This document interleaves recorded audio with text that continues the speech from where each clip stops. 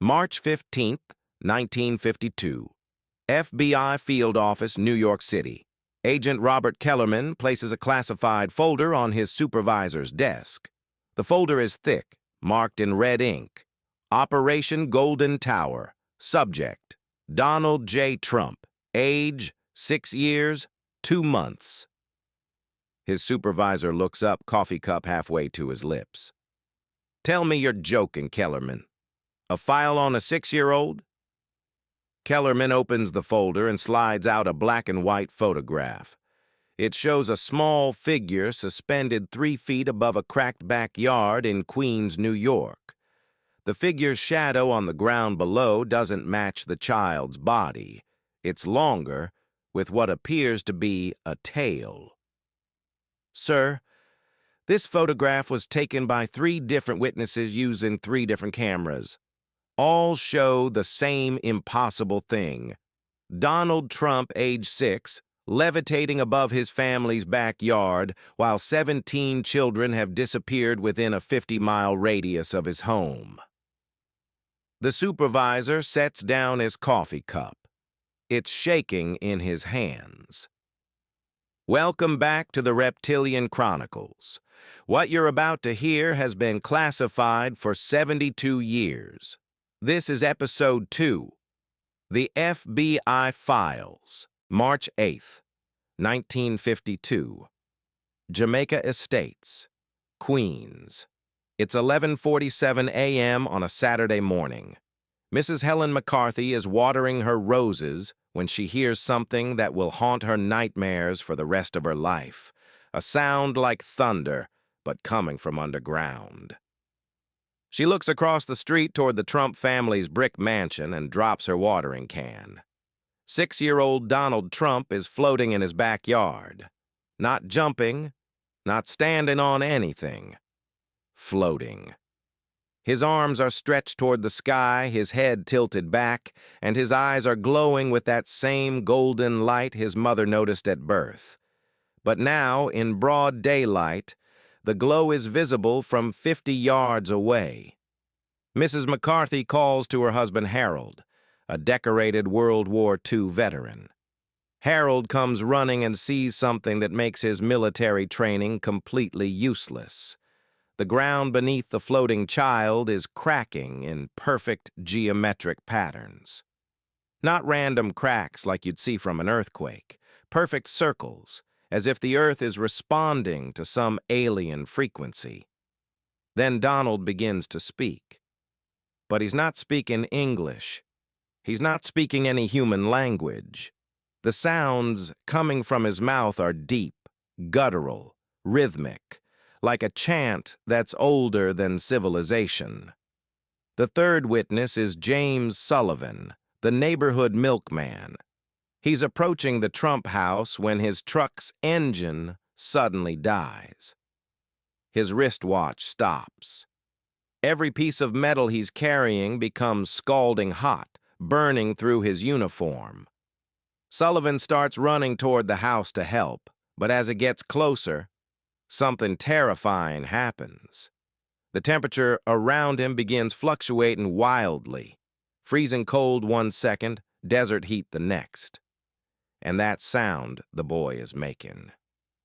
Sullivan will later tell FBI investigators that it wasn't coming from Donald's throat. It was coming from the earth itself. That's when Fred Trump emerges from the house. But instead of panic, there's recognition on his face, like he's been expecting this moment his entire life. Fred walks calmly to his floating son and places one hand on Donald's ankle. Immediately, the chanting stops. The golden glow fades, and Donald Trump gently descends to the ground as if gravity has just remembered how to work. The 3 witnesses look at each other. They've all seen the same impossible thing.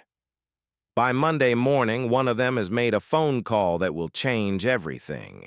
Agent Robert Kellerman has been with the FBI for 15 years. He's investigated bank robberies, kidnappings, and communist infiltrators. But nothing has prepared him for the Jamaica Estates case. His first interview is with Harold McCarthy, the war veteran. McCarthy is a practical man, not given to fantasies, but his testimony shakes Kellerman to his core.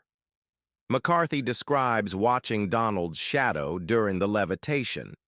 While the boy floated 3 feet above ground, his shadow remained on the earth below. But it wasn't the shadow of a 6-year-old child.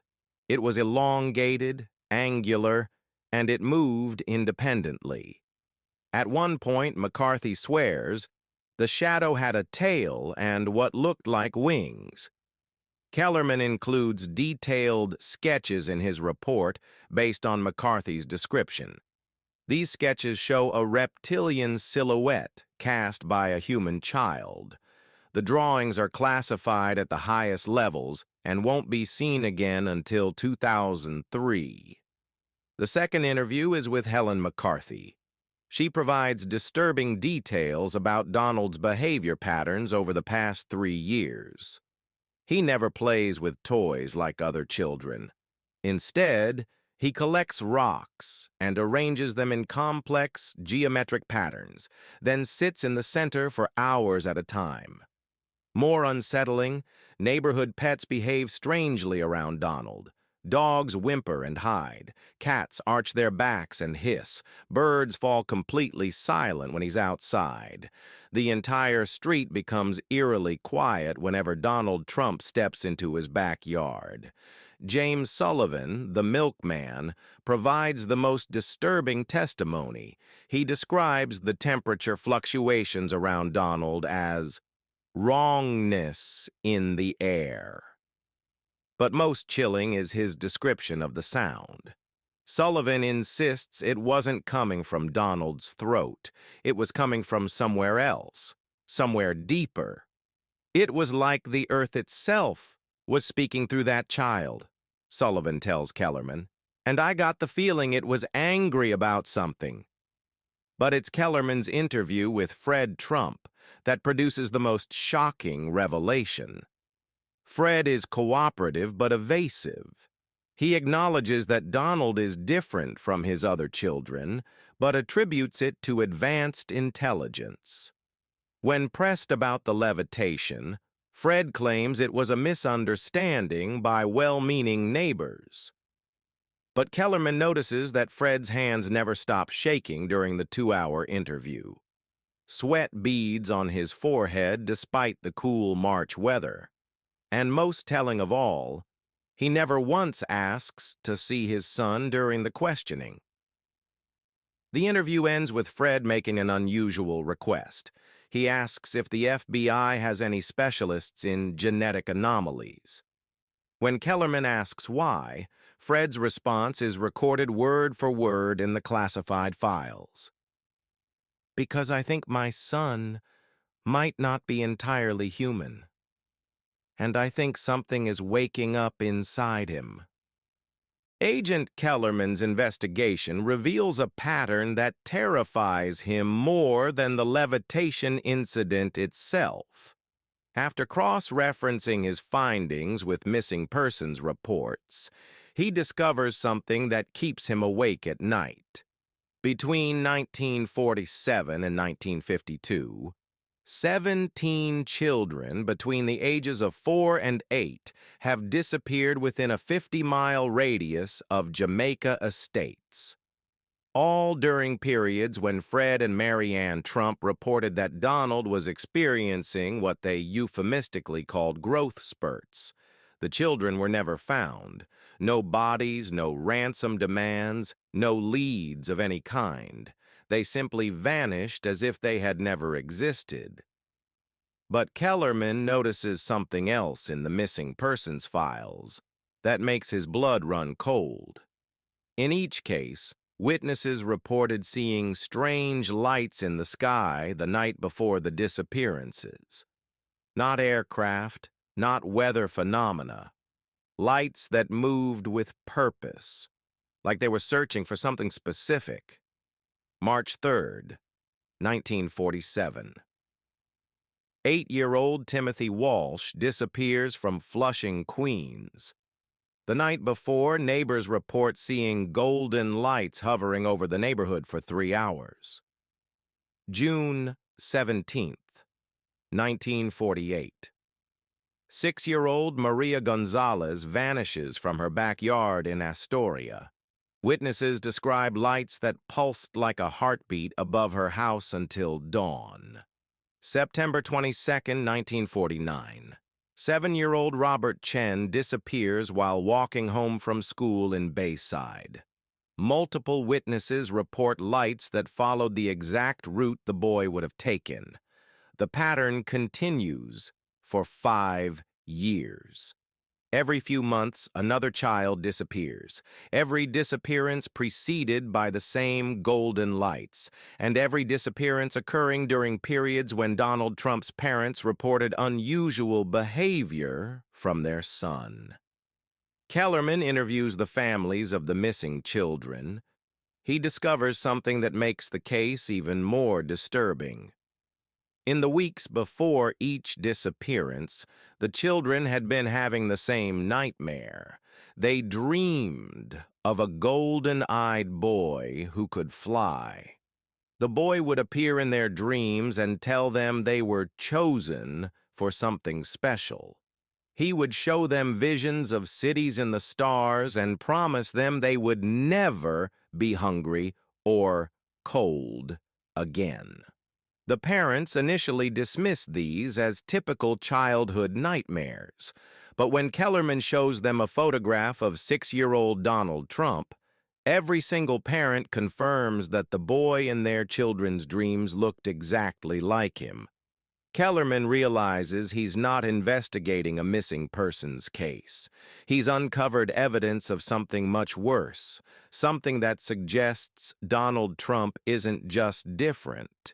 He might be dangerous. On March 22, 1952, Agent Kellerman submits his preliminary report to FBI headquarters. The response is immediate and unprecedented. Within 6 hours, he receives orders to cease all investigation into the Trump family. The Jamaica Estates file is to be sealed indefinitely. But Kellerman can't walk away from 17 missing children. He continues investigating unofficially, using his own time and resources.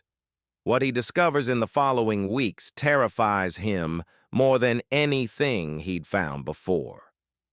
Government contracts show that Fred Trump's real estate company has been receiving funding from sources that technically don't exist. Shell companies with no employees, no addresses, and no paper trails beyond their connection to the Trump Organization. When Kellerman tries to trace these companies, he hits dead ends that seem deliberately constructed to prevent investigation. But he does discover one disturbing detail. The funding always increases dramatically in the months following child disappearances.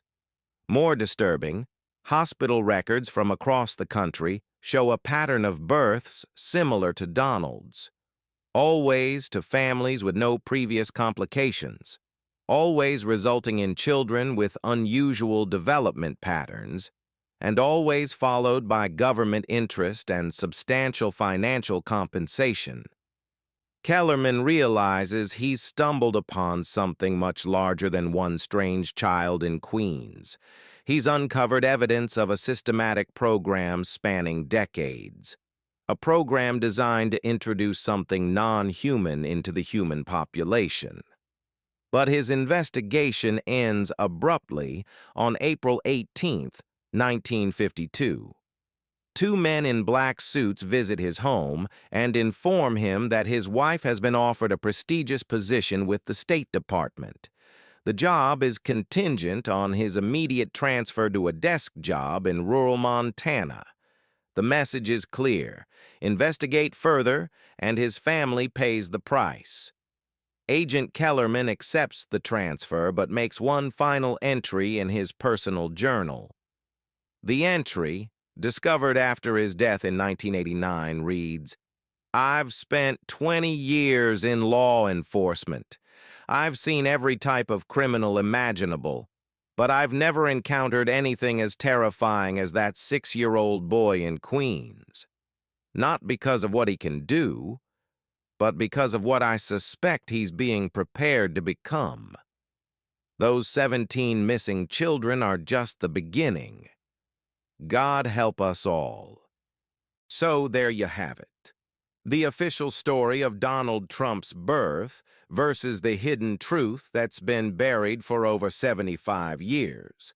A story of ancient alien councils, genetic manipulation, and a family that may not be entirely human.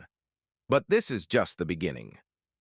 In our next episode, we'll explore Donald's unusual childhood, the mysterious accidents that befell anyone who got too close to discovering the truth, and how a young hybrid began showing signs of his true nature.